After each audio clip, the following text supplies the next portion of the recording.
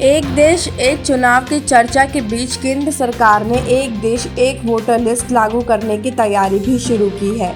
उसे अब रामनाथ कोविंद कमेटी की रिपोर्ट का इंतजार है। एक देश एक चुनाव पर विचार और सुझाव के लिए बनी कोविंद कमेटी को सिंगल वोटर लिस्ट लागू करने के तरीकों पर भी सुझाव देने हैं। सरकार ने तीनों स्तर लोकसभा, विधानसभा और स्थानीय निकाय के चुनाव के लिए एक ही मतदाता सूची का रोड मैप तैयार किया है। इसमें सभी राज्यों को सहमत करने की योजना है। इसके लिए न सिर्फ निर्वाचन आयोग के मतदाता सूची तैयार करने के तरीके में बदलाव होगा, बल्कि राज्यों के चुनाव संबंधी कानून में भी परिवर्तन की जरूरत होगी।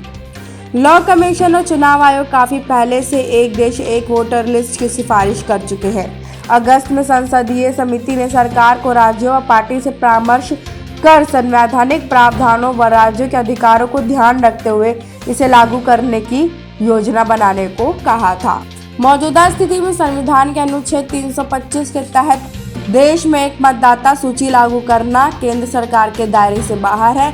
अभी लोकसभा, विधानसभा, स्थानीय निकाय के लिए अलग सूची होती है।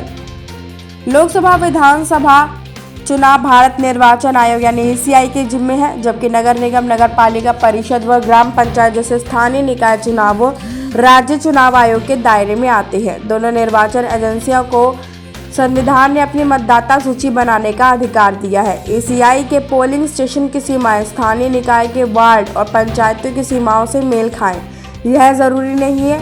राज्य आयोग आमतौर पर ACI की मतदाता सूची को ड्राफ्ट की तरह इस्तेमाल करते हैं। वे इसमें अपने वार्ड चिन्हित करते हैं और अपना डेटा शामिल करके दावे आपत्तियां बुलाते हैं। फिर अंतिम सूची जारी होती है। ये तो था पुराना प्रस्ताव। अब नया प्रस्ताव क्या है, इसके बारे में मैं आपको बताती हूँ। जिस तरह संसदीय सीट के दायरे की विधानसभा सीटों की सीमाएं उसी लोकसभा सीट की सीमा के दायरे में रहती है, ठीक उसी तरह वार्ड व पंचायतों की सीमाएं भी विधानसभा सीट के दायरे में ही रखी जाएगी।